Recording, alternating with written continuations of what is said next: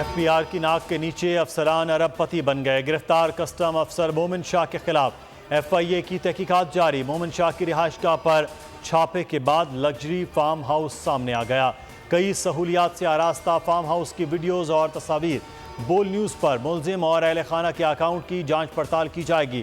ملزم نے کسٹم افسران اور سمگلرز کے نام اگل دیے. پاکستان اور آئی ایس آئی کے خلاف بھارت کا ایک اور پروپیگنڈا بے نقاب. پاکستان اور حساس اداروں پر الزام تراشی بھارت کا وتیرہ بن چکا.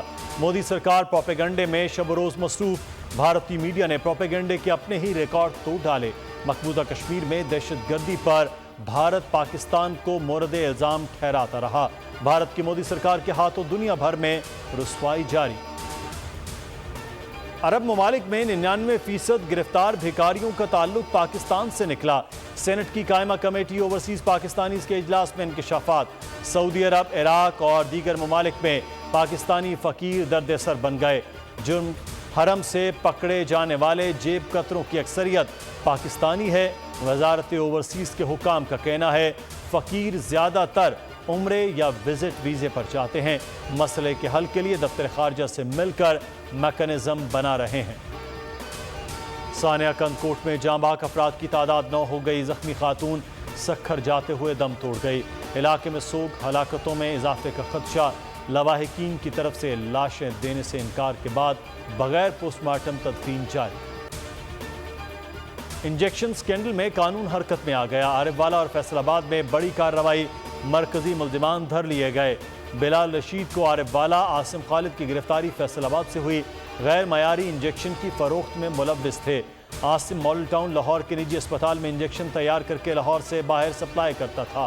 ملتان سے بھی 2 ملزمان گرفتار. نگراں وزیر اعلیٰ پنجاب کا سکینڈل کے ہر کردار کو پکڑنے کا عزم.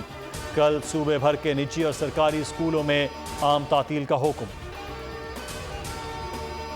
جہلم میں دلخراش واقعہ. 16 سالہ لڑکی سے اجتماعی زیادتی. 3 افراد نے اغوا کرنے کے بعد ہوس کا نشانہ بنایا. ملزمان لڑکی کو سڑک پر پھینک کر فرار ہو گئے. والد کی درخواست پر اغوا کا مقدمہ درج.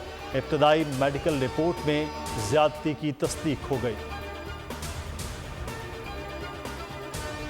فاطمہ قتل کیس میں شریک ملزمان کی انسداد دہشت گردی عدالت میں پیشی. پیر فیاض اور دیگر ملزمان 8 روزہ جسمانی ریمانڈ پر سی ٹی ڈی کے حوالے.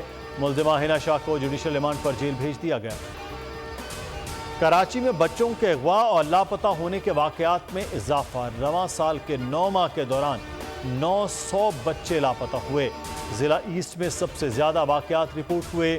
640 سے زائد بچوں کو بازیاب کرا لیا گیا. لاپتہ بچوں میں 200 بچے اور 50 سے زائد بچیاں شامل ہیں.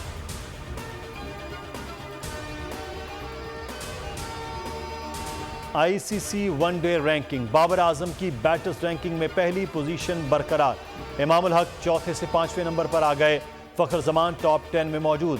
بالرز رینکنگ میں محمد سراج سر فہرست. جوش ہیزل ووڈ کا دوسرا نمبر. شاہین شاہ آفریدی 8ویں نمبر پر موجود.